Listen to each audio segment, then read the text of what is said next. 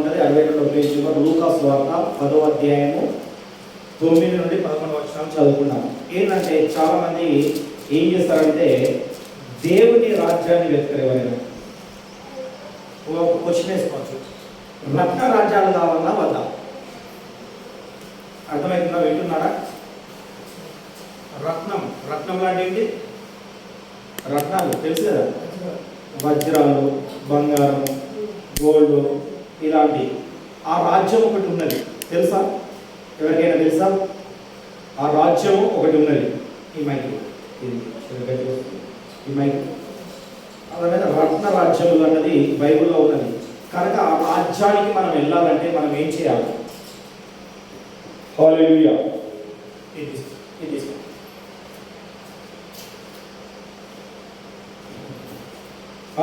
దేవుని రాజ్యానికి మనం వెళ్ళాలంటే ముందుగా మనం ఏం చేయాలన్నది చూసుకున్నాం. చదవండి. లూకాసు వార్త 10వ అధ్యాయం 9 నుండి 11 వరకు చదువుకుందాం. అందులో ఉన్న రోగులను స్వస్థపరచుడి, దేవుని రాజ్యము నీ దగ్గరికి వచ్చి ఉన్నదని వారితో చెప్పుడి.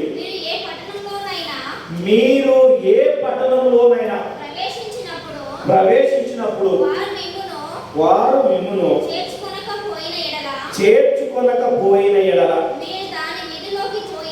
మీరు దాని వీధిలోకి పోయి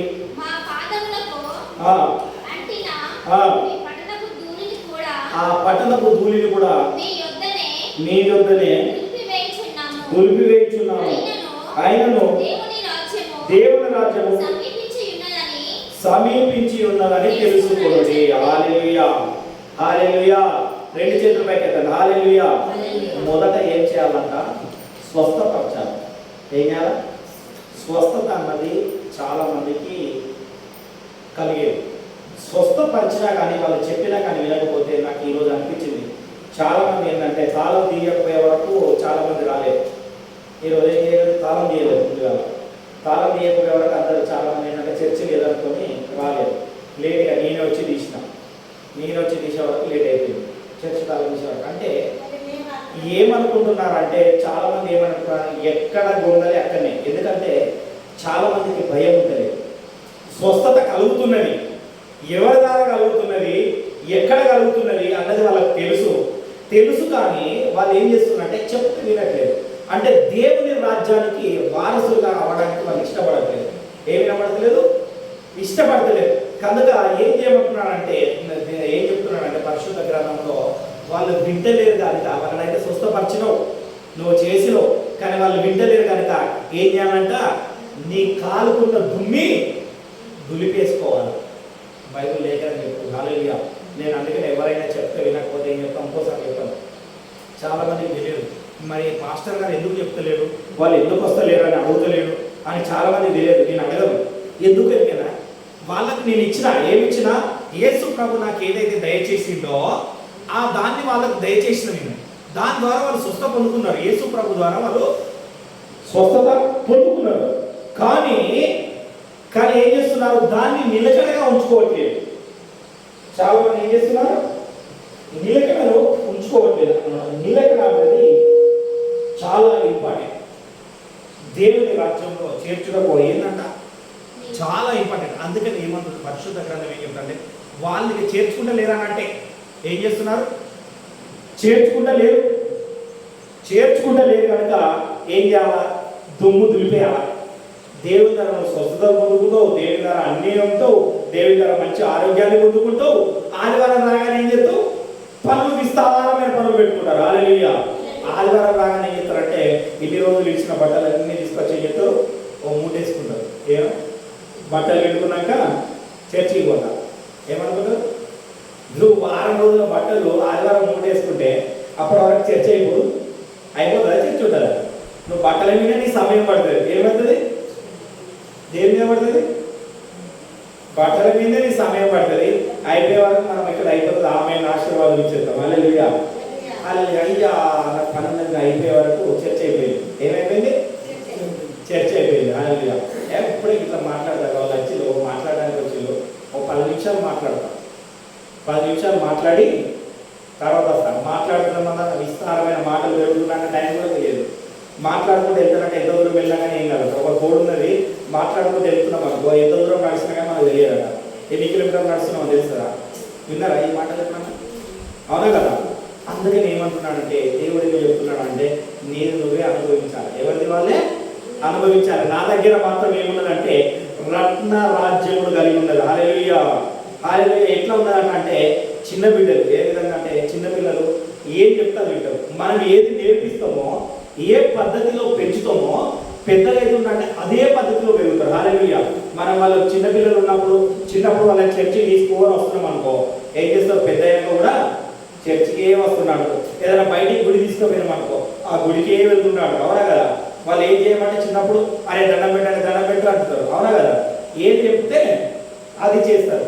అందుకని ఏమంటున్నాడంటే చిన్న పిల్లలదే దేవుడు రాజు. ఇదే లూకాసు వార్తలో ఉంటుంది, 18-17 ఉంటుంది చూడండి.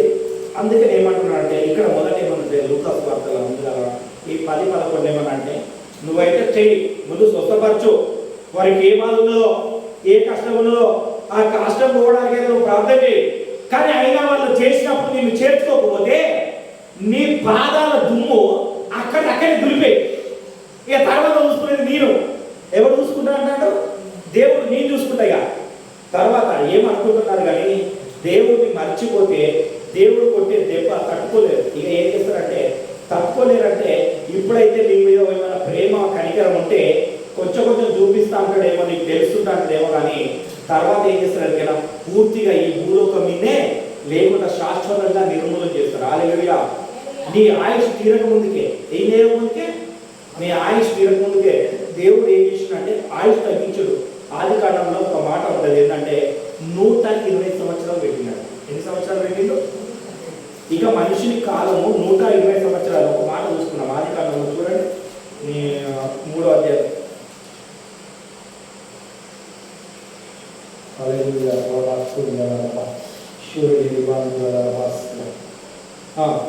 6వ అధ్యాయము ఆది కాండము 6వ అధ్యాయము 3 వచనాలు చివరిగా చూడండి. 3వ వచనం చదవండి.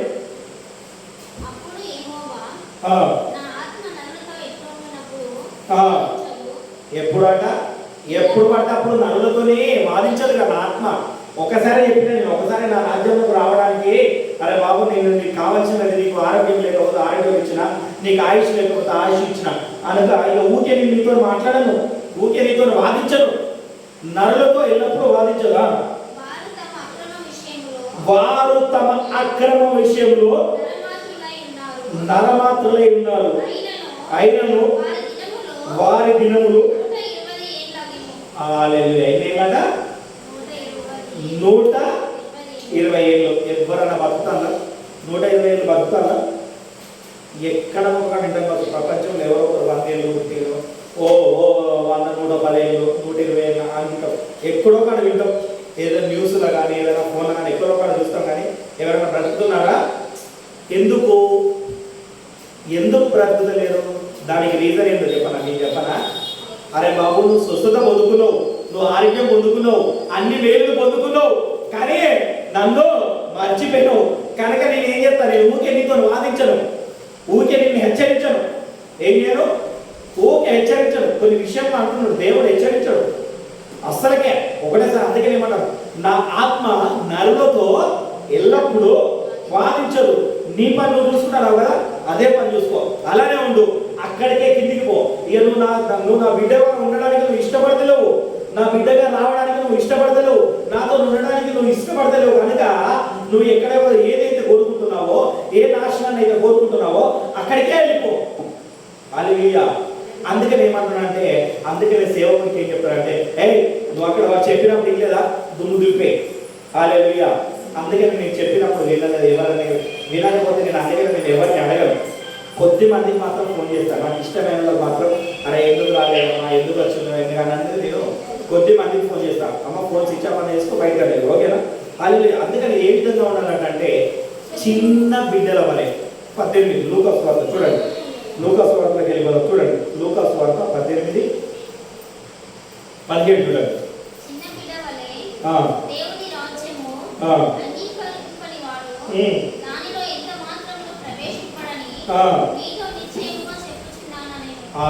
చిన్న బిడ్డల వలె అంటే మరి మనం పెద్దోళ్ళమైన మరి చిన్న బిడ్డలం ఎట్లమైతాం ఒక్కోసారి అర్థమైందా కదా. చిన్న పిల్లలకి ఎట్లా అంటే వాళ్ళు కోప్పడ్డా తిట్టినా కొట్టినా ఎవరి దగ్గరికి వస్తారు, మళ్ళీ డాడీ దగ్గరికి వస్తారా. ఇప్పుడు నేనున్నా నా పిల్లలను కొట్టినా తిట్టినా కళ్ళతో కొట్టినా తిట్టినా గద్దించిన ఏం చేస్తారు వాళ్ళు, మళ్ళీ నా దగ్గరికి వస్తారు కదా. వస్తారా? వింటున్నారా? వినట్లేదు ఎవరు? వింటున్నారా? నిద్రపోతారా? ఎలా ఉండాలంట?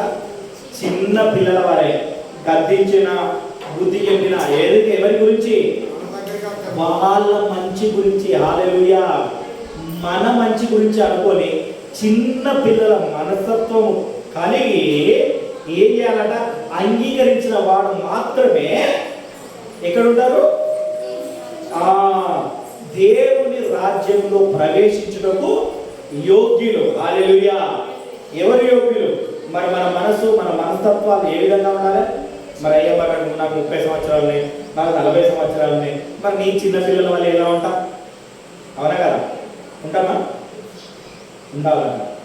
చిన్న పిల్లల మనస్తత్వం కలిగి ఉండాలంట. అదే ఏం కలిగి ఉండాలి? చిన్న పిల్లలాగా ఉండవు. చిన్న పిల్లల మనస్తత్వం అంటే దేవుడు కొట్టినా దేవుడు తిట్టినా బుద్ధి చెప్పేస్తాడు కనుక ఆయన మేము ఏం చేయాలి, మనము ఇష్టం కలిగి ఆయన యుద్ధకే మనం వస్తే అప్పుడు ఏమవుతుంది అంటే ఆయన శక్తి పొందుకుంటాం. ఆయన శక్తి ఎక్కడ అంటే ఉంటుంది, ఒకటి వాక్యంలో ఉంటుంది, నేను చూపిస్తాను. కొరింథీయులకు రాసిన పత్రిక దేవుని రాజ్య శక్తి అని ఉంటుంది చూడండి. కొరింథీయులకు రాసిన పత్రిక 4వ అధ్యాయము మొదటి కొరింథీయులకు రాసిన మొదటి పత్రిక 4వ అధ్యాయము 20వ వచనంలో దేవుని రాజ్యము మాటలతో కాదు శక్తితో ఉన్నది. హల్లెలూయా. దేనితో ఉన్నదట? శక్తితో. మరి శక్తి ఎక్కడ? మనం పని చేయాలన్నా కూడా శక్తి కావాలి, అవునా కదా? మనం ఏదైనా నడవాలన్నా శక్తి కావాలి. మరి ఆ శక్తి ఎక్కడ ఉన్నదట? మరి దేవుని రాజ్యంలో ఉన్నదట. ఆ శక్తి మనకి ఎక్కడ నుండి వచ్చింది? దేవుడు మీకు మంచిగా చెప్తా, దీనికి ఈ మాటకు ఆది కాండానికి లింక్ ఉన్నది. ఏం చేసిందంటే మన పోలిక చొప్పున, ఎవరి పోలిక చొప్పున? దేవుని పోలిక చొప్పున నరుని చేసి జీవ వాయువు ఊదిను. ఆ ఊదినప్పుడు దేవుని శక్తి ఆ వాయువు ఆయనలో కలిసిపోయింది. ఎక్కడ కలిసిపోయింది? ఆదంలో కలిసిపోయింది. ప్రతి వారికి తెలియదు ఏంటంటే నేను నా శక్తితో చేస్తున్నా, నా బలంతో చేస్తున్నా, ఇది నా శక్తి నా బలము, నేను ఇంత పని చేస్తున్నా, అంత పని చేస్తున్నా, ఇంత కష్టపడుతున్నా అని చాలా మంది ఏం చేస్తారు, విర్రవీగుతారు. కానీ ఆ శక్తి ఎక్కడ ఉన్నదంటే ఎక్కడ నుండి వచ్చింది? దేవుని రాజ్యము నుండి వచ్చింది. హల్లెలూయా. నీ నుండి రాలే, నువ్వు తింటే రాలా, నువ్వు తింటే రాలేదు. ఏం చెప్తాను? ఇది లోకానుసారంగా తిండి, ఓకే. వాక్యం ఎక్కడ? వాక్యం ఆత్మకు. వాక్యం ఎప్పుడైతే ఆత్మకు ఉంటుంది కదా, ఆ వాక్యం ఆ శక్తి మనలో వచ్చినప్పుడు ఆ శక్తి ద్వారానే మనం అన్నీ చేయగలుగుతున్నాం. ఆ శక్తి ద్వారానే మనం ఏం చేస్తున్నాము? స్వస్థత పొందుకోగలుగుతున్నాం. ఆ శక్తి ద్వారానే మనం నడుచుకోగలుగుతున్నాం. అంటే ఈ భూలోకమున కొన్ని రోజులు కొంత సమయాన్ని గడపడానికి వచ్చినాం. ఎంత సమయాన్ని? కొంతే. అందుకే చెప్తున్నా కదా, దేవుడు తీసేసిన అంతకుముందు ఆదామట 900 ఏళ్ళు బతికిండు, నోహాకు వీళ్ళందరూ ఏంటంట 900, 1000, 300, 700 ఇట్లా బ్రతికిళ్ళు. దేవుడు ఏం చేసిండు? అన్ని రోజులు వస్తుంది, ఇక అన్ని రోజులు భూమి మీద అవసరం లేదని 120కి డెడ్ చేసి పడేసింది. హల్లెలూయా. కానీ 120కి డెడ్ చేస్తే మన వాళ్ళు ఏం చేస్తున్నారు? 60కి వెళ్ళిపోతున్నారు, 30కి వెళ్ళిపోతున్నారు, 40కి వెళ్ళిపోతున్నారు. ఎందుకు వెళ్ళిపోతున్నారు అంటే దానికి కూడా కారణం చెప్తాను. ఎందుకంటే ఆయన మాట మనం వినడం. ఎవరి మాట? నేను స్వస్థపరిచాడు. అందుకే లోకస్వార్థ తెలియజేయం. ముందు ఏమంటున్నాడు దేవుడు? అందుకని నేను అంటా, ఏమన్నా నేను ఎక్కడికి వెళ్ళినా కానీ నీకేం కావాలని అడుగుతున్నాను. ఎక్కడికైనా వెళ్తే నీకేం కావాలి? స్వస్థత కావాలా? తీసుకో. అంటే మనిషికి కావాల్సింది ఏంటంటే మంచి ఆరోగ్యం. ఆరోగ్యం గురించి మనిషి ఏదైనా చేస్తాడు ముందుగా, అవునా కదా? ఎవరైనా పని చేసేది సరైన తిండి తినేది, పౌష్టికాహారం అంటారు, అవన్నీ తినాలంటే ఏం చేస్తారు? మనిషికి ఆరోగ్యం కావాలి. ఆరోగ్యం ఎక్కడ ఉంది? శక్తి. ఆరోగ్యం అంటే ఏంటి? శక్తి, ఎనర్జీ, అవునా కదా? కానీ ఆ ఎనర్జీ ఎక్కడ నుండి పొందుకున్నామంటే దేవుని రాజ్యంలో ఉన్నట్టు. ఇక్కడ ఏమన్నది? దేవుని రాజ్య మాటలతో కాదు శక్తితోనే ఉన్నది. హల్లెలూయా. మరి మాట్లాడినంత మాత్రం అవుతుందా మాటలతోని? మరి అది పొందుకోవాలా? అది పొందుకోవాలంటే ఏం చేయాలా? వినాలా, దేవుని వాక్యం వినాలా. దేవుడు ఏం చెప్తున్నాడో దాని వాక్యంలో మనం ఏదైతే ఉన్నదో అది వినాలి. అది విన్నప్పుడే మనం ఉంటాం. కానీ మరి ఆ దేవుని రాజ్యం మనం బోధం అనుకుంటాం. దేవుని రాజ్యంలో ఏముంటుంది? మరి దేవుని రాజ్యంలో ఇక్కడ భూలోకం మీద ఉన్నట్టుగానే దుఃఖము, బాధ ఇవన్నీ ఉంటాయి అనుకుంటున్నారా? ఉంటాయి. చూడండి ఒకసారి ప్రకటన చూడండి. ప్రకటన 21 లాస్ట్ ఉంటుంది. పరిశుద్ధ గ్రంథంలోనే లాస్ట్ ఉంటుంది. ప్రకటన 21 4వ వచనం చూడండి.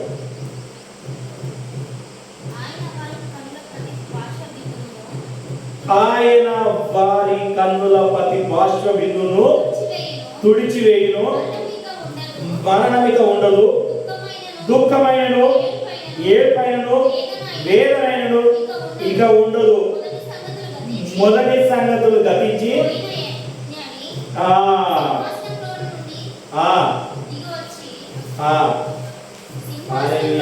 ఒక్క నిమిషం. ఏంటంట? ఏం సంగతులు అంట? మొదటి, మంచిగా వినాలి. అక్కడ ఏమున్నది? మొదటి సంగతులు. మొదటి సంగతి అంటే ఏంటి తెలుసా? ఇదే మనమే భూలోకం మీద ఉన్నాం చూసినామా? ఇదే ఈ మొదటి సంఘంలో ఉన్నప్పుడు ఏముంటది? మనకి ఇక్కడ దుఃఖం ఉంటుంది, బాధ ఉంటుంది, ఇరుకులు ఉంటాయి, ఇబ్బందులు ఉంటాయి, అన్నీ ఉంటాయి, అవునా కదా? ఇక్కడ ఏముంటాయి? అన్నీ ఉంటాయి. కానీ దేవుని రాజ్యంలో అంట ఏముంటాయట? నీ కన్నుల ప్రతి బాష్పమును తుడిచివేయును, ఇక అక్కడ మరణం ఉండదు, దుఃఖమైనను ఏడుపైనను వేదనైనను ఇక ఉండదు. హల్లెలూయా. మరణం కూడా ఉండదు అక్కడ. ఏముండదు? మరణం. మనం చేసిన దేవుని శిక్ష పొందినప్పుడు అక్కడ అనుకుంటాం, అబ్బా ఇంత శిక్ష ఎందుకో, నాకు మరణమైన బాగుందని పరలోకంలో అనుకుంటాం. కానీ అక్కడ మరణం కూడా ఉండదు, దుఃఖం ఉండదు, ఏడుపు ఉండదు. మన ప్రతి బాష్ప బిందువు ఎందుకంటే తుడిచివేయబడినది. హల్లెలూయా. ఏమైంది? తుడిచివేయబడింది. ఆ దుఃఖము, బాధ అన్ని ఈ భూమి అందే, ఈ భూలోకం అందే ఇప్పుడు నువ్వు అనుభవిస్తున్నాయే. కానీ నువ్వు ఆయన మాటలు విని ఆయనతో నువ్వు జీవించినప్పుడు, ఆయన యుద్ధ ఉన్నప్పుడు ఇవన్నీ ఏముండే? ఒకవేళ ఆయన మాట వినకుండా ఆయనతోని ఉండకుంటే ఏమైతే జరిగినా అప్పుడు ఇవన్నీ నీకు ఏమైతే మళ్ళా ఈ భూమి మీద అయితే ఏవైతే కలిగినాయో అవన్నీ కూడా మళ్ళీ అక్కడ కలుగుతాయి. పోనీ అక్కడ మరణం అంటావా? పోనీ అన్ని బాధలు పోవాలి అది అన్నట్టుకోని మరణం అంటావా? ఆ మరణం అంటే ఇక రాదు నీకు. నిత్యం నువ్వు ఏం చేస్తావు అంటే నిత్యం అలానే కాలుతూ ఉంటావు, అగ్ని గుణంలో కాలుతుంటావు. ఆ బాధం ఎప్పుడు అనుభవిస్తూనే ఉంటావు. చెప్పి విని దేవుని వాక్యం విని ఆ దేవుని చిత్తానుసారంగా నడుచుకున్న వాళ్ళు సంతోషంగా ఉంటారు. అక్కడ ఏ భాష బిందు వాళ్ళకు ఉండదు. కానీ ఈ మొదటి విషయంలో ఎక్కడైతే ఈ భూలోకం మీద అయితే ఏమైతే అనుభవించిందో ఇవన్నీ ఇక్కడి నుండే మొదటి సంగతులు అన్ని గతించిపోతాయి. ఇక్కడనే గతించిపోయి అక్కడ మహిమతో ఆయనతో ఉంటాం. కానీ ఆ మహిమ దేహంతో ఉన్న వాళ్ళు ఏం చేస్తారట? అగ్నిలో పడవేయబడతారు. అందుకని ఏమంటున్నాడంటే, అరే వాళ్ళు వినకపోతే ఏం చేయి? నీ దుమ్ము దులిపి. ఇప్పుడు అర్థమవుతుందా వాక్యం? ఇప్పుడు అర్థమైందా? చెప్పిన వినలేదు ఏం చేస్తాం? దుమ్ము దులిపేసుకోవాలి. నేను చెప్పడం మట్టుకే, అలాగే హెచ్చించబట్టుకే. అందుకని చిన్న పిల్లల వల్ల ఉండాలి విశ్వాసం. ఏ విధంగా ఉండాలి? చిన్న పిల్లల మనస్తత్వం కలిగి ఉండాలి. అరే పాస్టర్ గద్దించండి, ఎందుకు గద్దిస్తుండో దాన్ని సరి చేసుకోవాలా. నేను ఏం చేసుకోవాలా? సరి చేసుకోవాలా. మళ్ళీ ఎక్కడ కలిగి ఉండాలా? అంటుకట్టబడి ఉండాలి. హల్లెలూయా, హల్లెలూయా. ఎందుకంటే ఆ పరలోక రాజ్యం ఎట్లుంటుందంటే, ఎక్కడ ఉంటుందంటే పరలోక రాజ్యం ఎలా ఉంటుందంటే వర్ణించడానికి ఉంటుంది. ఇదే 21వ అధ్యాయము 18 నుండి 23 వరకు చదువుకోండి. అక్కడ ఏముంటుంది తెలిసిన 12 గోత్రముల గురించి రాసి ఉంటుంది. ఏముంటుంది? ఈ 12 ఇశ్రాయేళ్ల 12 గోత్రాల గురించి రాసి ఉంటుంది. బంగారంతో, వెండితోని, వజ్రాలతోని పొదిలైన పరలోక రాజ్యం అన్నమాట. ఇదంటే యెహోవాకారుడికి ఏం చేస్తున్నాడంటే దేవుడు ప్రార్థన చేస్తుండగా ఆయన ఆత్మను తీసుకెళ్ళి ఎక్కడికి? పరలోక రాజ్యానికి తీసుకెళ్ళి అక్కడ ఎలా ఉంటుంది అన్నది అదంతా చూపించి ఆ మర్మములతోని ప్రకటన గ్రంథాన్ని రాపించాడు. హల్లెలూయా. పరలోకం ఏ విధంగా ఉంటుంది, ఎన్ని తో ఉన్నది అన్నది రాయించున్నది అనమాట. అక్కడ మీరు ఇంటికి వెళ్ళినప్పుడు చదువుకోండి. 18 నుండి 23 కదా, రత్నములతో కట్టబడి ఉన్నదట. 12 రత్నములతో. ఎన్ని రత్నములు? 12 రత్నములతో పరలోక రాజ్యం కట్టబడినది. ఆ రాజ్యాన్ని మనం ఏం చేసుకోవాలా? స్వతంత్రించుకోవాలి. మరి అక్కడ పరలోక రాజ్యం అనుకోవచ్చు. మరి పరలోక రాజ్యం కూడా ఈ భూమి మీద ఉన్నట్టే రాత్రి పగలు ఉంటుంది అనుకోవచ్చు. కానీ ఇక్కడ ఏం చెప్తున్నాడు? మొదటిది గతించిపోయింది. మరి మొదటిది అంటే ఏంటిది? ప్రజెంట్ ఇప్పుడు మనం జరుగుతున్న మొదటి సంగతులు. ఈ సంగతులు ఏమైనాయట? గతించిపోయినాయి కనుక 22:5 అదే ప్రకటనలో చూడండి 22:5 ఏమంటుందంటే ఈ మొదటి విషయాలు గతించిపోయినాయి. అక్కడ ఏమేమి ఉన్నాయట చదవండి.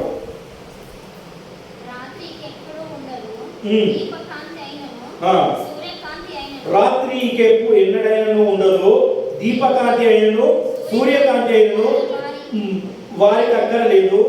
దేవుడైన ప్రభువే వారి మీద ప్రకాశించును, వారు యుగ యుగములు రాజ్యం చేయదు. ఎన్ని అట? యుగములు. యుగం అంటే ఇప్పుడేనా? యుగం అనుకుంటే ఇప్పుడే అనుకోవచ్చు. మనం అనుకోవచ్చు ఒకటే యుగం ఉన్నది, మనం ఒకటే యుగం చూస్తాం, కాకపోతే రెండో యుగం చూస్తాం కావచ్చు. ఏం చెప్తారు? నేను మా తాతను చూసిన, నా పిల్లలు చూడలేదు అంటే ఏం చేసిన? నేను ఒకటే యుగాన్ని చూసిన, అవునా కదా? ఇప్పుడు మా పిల్లలు ఏం చెప్తాను? వాళ్ళ తాతను చూస్తున్నారు, ఒకటే యుగము. కానీ అక్కడ ఏంటంటే యుగ యుగములు దేవుని రాజ్యము ఏంటంట. మరి రాత్రి ఈ సూర్యుడు ఉండదు, ఈ పగలు ఉండదు, ఈ కరెంట్ ఉండదు, ఈ ఫ్యాన్ ఉండదు, ఈ మైక్ ఉండదు, హల్లెలూయా, ఏముండదు, ఏముండదు. దేవుని మహిమ వెలుగు. ఇప్పుడు అందరూ అంటారు చూసిన, ప్రార్థన చేస్తున్నాడు అన్న బ్రదర్ చెప్పాడు, సిస్టర్ చెప్పింది, వెలుగు దాటిందని చెప్తున్నాడు చూసిన. ఆ వెలుగే ఉంటుంది అక్కడ. హల్లెలూయా, హల్లెలూయా. ఆ మహిమ మాత్రమే ఉంటది అక్కడ. ఆ మహిమతోనే ప్రకాశించుతూ ఉంటా అంటాడు దేవుడు. హల్లెలూయా, హల్లెలూయా.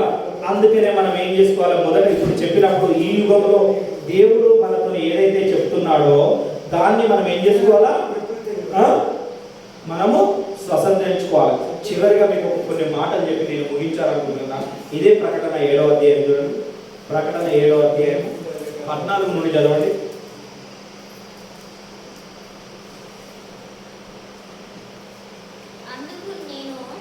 అయ్యా నీకే తెలియననగా అతడు ఇలాగ నాతో చెప్పెను, వీర మహాశ్రమ నుండి వచ్చిన వారు మంచిగా వినండి. వీరు మహాశ్రమ నుండి వచ్చిన వారు ఎవరంటే మనము మహాశ్రమ. ఇక్కడ శ్రమలు అనుభవిస్తున్నామా లేదా? కొంతమంది అయితే భరించలేని శ్రమలు అనుభవిస్తారు, అవునా కదా? భరించలేని బాధ అనుభవిస్తారు. చాలా మంది తెలియదు ఈ బ్రతుకు ఎందుకు. ఇక నేను అన్న అనుకున్నాడట, ఇక నేను నడుస్తానో నడవను, అవునా కదా? ఆ శ్రమ ఎవరికి అంటే నాకు ఒక మాట చెప్పిండు అన్న, పదవునికి కూడా ఈ మాట రావద్దా, ఇట్లా శ్రమ రావద్దా అని చెప్తున్నాడు. ఏమన్నా కిరణ్ అన్నగా నా బాధ పదవునికి కూడా రావద్దట. అంటే అంత శ్రమ, అంత బాధ ఇక అనుభవించు, ఇక్కడ అనుభవించు. కానీ ఆ అనుభవం ఎక్కడ ఎవరి ద్వారా మనకు పోతుంది? మరి గొర్రె పిల్ల రక్తంలో తమ వస్త్రము గుద్దుకొని చెప్పలు కూడా గొర్రె పిల్ల రక్తం అట. ఎవరు? యేసు ప్రభు రక్తంలో మన వస్త్రములు, మన పాపము, మన బాధ అనే ఈ వస్త్రములలో దాన్ని ఏం చేయాలా? ఉతుక్కోవాలి. మరకలంటే బట్టలకు మరకలంటే ఏం చేస్తాం? మంచిగా సబ్బెట్టి నీళ్ళలో మంచిగా ఉత్తమా. మరి ఇక్కడ ఏం ఉతుక్కోవాలంటున్నారు? గొర్రె పిల్ల రక్తంలో మన వస్త్రంలో ఉతుక్కుంటేనే, అప్పుడే ఉతుక్కుంటేనే. చాలా మంది ఉతుక్కున్నాం అనుకుంటారు కానీ అప్పటిదప్పుడే ఉతుక్కుంటారు. ఏం చెప్తారు? అప్పటిదప్పుడే ఉతుక్కుంటారు. మళ్ళీ మరకలు అంటున్నాయి, మరి మళ్ళీ ఉతుక్కోవాలి కదా, అవునా కదా? బట్టలు అన్నప్పుడు మరకలు అంటున్నా అంటే ఊకే ఉతుక్కున్నాడు. ఒక్కసారి ఉతుక్కొని మొత్తం మనం అది ఖరాబ్ అయ్యేదాకా వేసుకుంటాము. మనం ఒకసారి ఉతుక్కొని 1 సంవత్సరం దొరుకుకుంటాం అంగిని, అవునా కదా? 2 రోజులకు ఒకసారి, 3 రోజులకు ఒకసారి, కొంతమంది రోజు ఉతుక్కుంటాడు, కొంతమంది వారానికి ఒకసారి ఉతుక్కుంటాడు, అవునా కదా?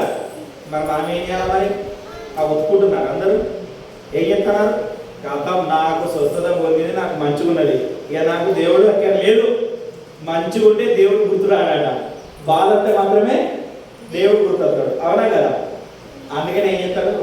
అందుకని ఏం చేయమంటాడు? దేవుడు ఏమంటున్నాడు?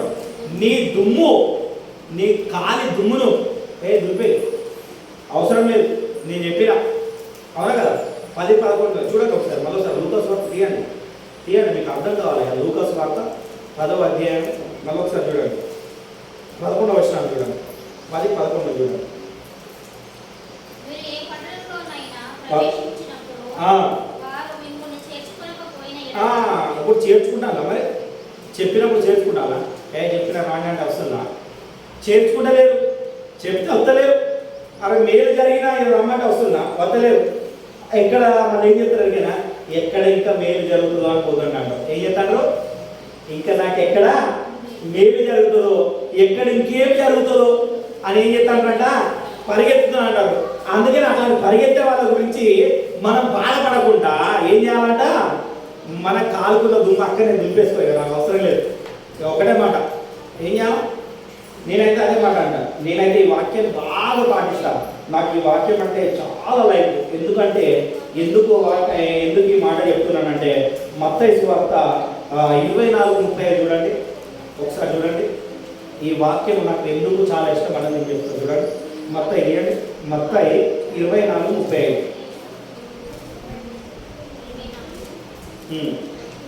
24:35 24:35.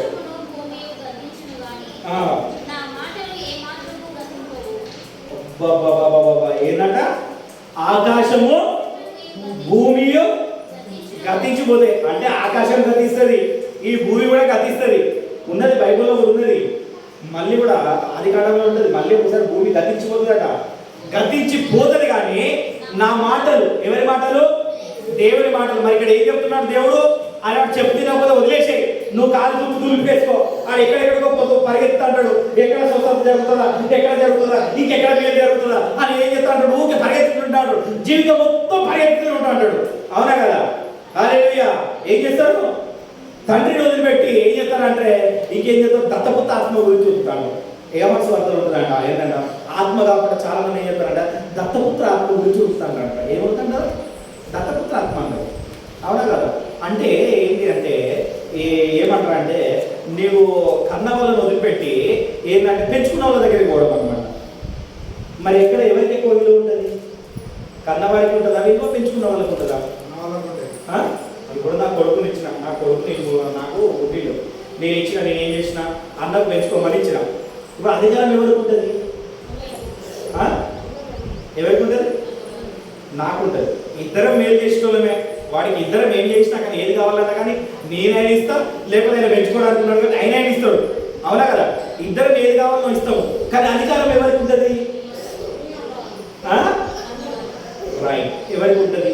అందుకనే నువ్వు ఎక్కడ స్వస్థత పొందుకున్నావు, హల్లెలూయా, ఎక్కడ మేలు పొందుకున్నావు, అది మాత్రమే దేవుడు చూస్తాడు. ఆ చెప్పినప్పుడు, ఆ వాక్యాన్ని చెప్పినప్పుడు నువ్వు వినకపోతే ఏం చెప్తాడంటే ఏమవుతుంది? వదిలేస్తాడు. అందుకని ఏమని చెప్పాడు? వదిలేయమని చెప్పాడు. అందుకని ఆకాశము భూమి అన్ని గతిస్తాయి కానీ నా మాటలు మాత్రము గతించాయి. ఇదే వాక్యాన్ని కూడా, ఇదే మాట కూడా, ఎందుకంటే ధాన్యంలో కూడా రాసి ఉంటుంది. ఎందుకంటే దేవుని రాజ్యం ఎలా ఉంటుంది, దేవుని రాజ్యాన్ని ఏ విధంగా స్వతంత్రించుకోవాలా, మరి దేవుని రాజ్యంలో ఏముంటుంది, అక్కడ ఏడుపు ఉండదు, దుఃఖం ఉండదు. ఈ మొదటిది ఇప్పుడైతే ఈ లోకం మీద ఉన్నదంటే ఈ మొదటి ఈ దుఃఖం, ఈ బాధ అంతా ఏమైందంట? గతించిపోయింది. ఇదంతా గతించిపోతుంది. ఇదంతా గతించిపోయినాక మనం పరలోక రాజ్యంలో ఆయనతోని ఆ రత్న రాజ్యంలో ఉండాలంటే మనం ఏం చేయాలి? అప్పుడు భూలోకం మీద స్థిరంగా నిలబడాలి. ఏం చేయాలి? స్థిరముగా నిలబడాలి, స్థిరత్వముగా నిలబడాలి. ఆయన వాక్యాన్ని పట్టుకోవాలి. ఏం చేయాలి? ఆయన వాక్యాన్ని పట్టుకొని సరిగ్గా ఆ వాక్యంలో నడిస్తే ఒక మాట చూద్దాం. ఇది ఒక విషయాన్ని చెప్పి నేను ముగిస్తా. దానియేలు 4:3 చూడండి. దానియేలు ఎంతో బ్రహ్మాండమైనవి, ఆయన అద్భుతములు ఎంతో ఘనమైనవి, ఆయన రాజ్యము శాశ్వత రాజ్యము. ఏంటంట? మరి ఎవరి రాజ్యం అంట? ఆయన రాజ్యం ఏంటంట? పరలోక రాజ్యము, శాశ్వత రాజ్యము. ఇది కాదు, భూలోకం కాదు, శాశ్వతము. పరలోకము శాశ్వతము. పరలోకం గురించి పరిగెత్తు, భూలోక విషయాల గురించి పరిగెత్తడం కాదు. హల్లెలూయా. అన్ని నీకు ఎప్పుడు పరలోక విషయం గురించి నువ్వు ఎప్పుడైతే పరిగెత్తుతో అప్పుడు ఈ భూలోకం మీద ఉన్నాయన్నీ నీకు సమస్తము నీకు దయచేయబడతాయి, సమకూర్చబడతాయి. అందుకని ఆయన చదువు ఆయన ఆధిపత్యము. హల్లెలూయా. ఎన్ని తరములట? ఒక తరమా, 2 తరమా, 3 తరాల? నువ్వు చూడవు, నీ తరాలను నువ్వు చూడవు. కానీ ఆయన రాజ్యము, ఆయన ఆధిపత్యం అంట ఎక్కడ ఉంటుందంట? తరతరములు నిలిచి ఉంటుంది. హల్లెలూయా. అప్పుడు మనం ఎప్పుడు చూస్తామంటే పరలోక రాజ్యానికి వెళ్ళిన తర్వాత మన తరాలను చూస్తాం. హల్లెలూయా. ఒక చిన్న నీకు ఒక మెసేజ్ చెప్తున్నా. ఒక మంచి దర్శనం చూసిండాడు. పరలోక రాజ్యంలో చనిపోయినాక ఎలా వెళ్తారు అన్నది ఒక దర్శనం చూసిండాడు. ఏ విధంగా అంటే ఒక దర్శనం చూస్తే ఆయన చనిపోయిన తర్వాత దేవుడితో తీసుకెళ్తున్నట్టే ఒక దోవదుతో ఒక వేరే తీసుకెళ్తానంటే ఇంకో దేవుడికి వచ్చి ఆయన అడ్డుగా తీసుకెళ్ళేది ఇటు సైడ్ తీసుకెళ్ళాలని పంపించిందట. అది ఏంటి అటు సైడ్ కాకుండా ఇటు సైడ్ తీసుకెళ్తాంటే ఇక్కడికి పోతే చూస్తే ఆయన ఏం కనబడుతున్నాడ, ఇటు వాళ్ళ నాన్న, వాళ్ళ తాత, వాళ్ళ ముత్తాతలు వీళ్ళందరినీ పరిచయం చేస్తున్నారట. ఆ తరతరంలో ఎక్కడ ఉన్నారట, అక్కడ ఉన్నారట, పరలోక రాజ్యంలో ఉన్నారట. వాళ్ళకు ఒక గది కేటాయించబడిందట. వాళ్ళకి ఏమన్నారట, వాళ్ళందరికీ గది కేటాయించింది. చాలా మంది మనం అనుకుంటాము, మన చూస్తలేమే, మనకెవరో తెలియదు అని అనుకుంటాం. కానీ మీ తరతరంలో ఎక్కడుంటాయి, పరలోకమందు ఉంటాయి. లేదు ఆ తరాలు, కొన్ని తరాలు దేవుని అందు రక్షింపబడలేదంటే ఎక్కడ ఉంటాయి, పాతాళంలో ఉంటాయి. రక్షింపబడిన తరాలు ఏమైతాయి, పరలోకంలో ఉంటాయి. ఆ రక్షింపబడిన తరాలను మాత్రమే నువ్వు చూడగలుగుతావు. కానీ రక్షింపలేని తరాలను ఎక్కడ చూస్తావు, మరి కింద చూస్తావు. హల్లెలూయా. ఎడ చూస్తావు, కింద చూస్తావు. ఆయన ఆ దర్శనం చూసి చెప్తే నేను అనుకున్నా కదా, అబ్బా ఇట్లా కూడా ఉంటుందా, నిజంగా దేవుని జ్ఞానం ఎట్లా ఉందో చూసినా. అప్పుడే నేను అనుకున్నా, తరతరములు అన్నది వాక్యం నెరవేర్చబడింది. అవునా కదా. ఆయన కృప ఏముంటుందంట, తరతరము ఉంటుంది. మరి ఈ తరతరములు అందరికీ అబ్రాహ్మణ్ ఏం చేసిండు, నడిపించుడు, తీసుకొచ్చిండు, వేరుపరిచి ఏం చేసిండు, ఆయన నడిపించి తరాన్ని ఏం చేసిండు, వేరుపరిచిండు. చెడు నుండి మంచికి వేరుపరచడు.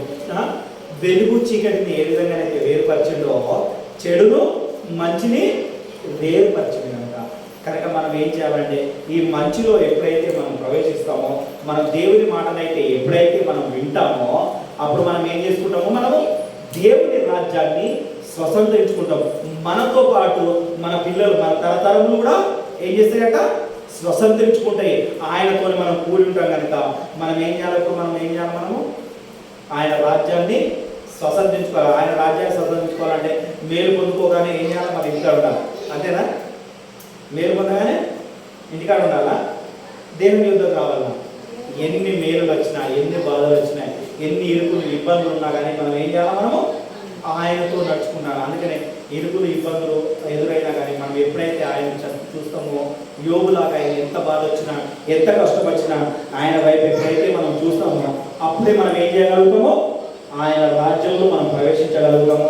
అప్పుడే ఆయన రాజ్యంలో తరతరములు ఎలాగైతే నిలుస్తుందో తరతరములు కూడా మన మీద, మన తరతరములు నిలుస్తుంది. కనుక మనందరం ఏం చేద్దాం, ప్రార్థనలోకి వెళ్దాం. ఓకే, మన మధ్యలో ఉన్న అమ్మగారు ప్రార్థనలో నడిపిస్తారు.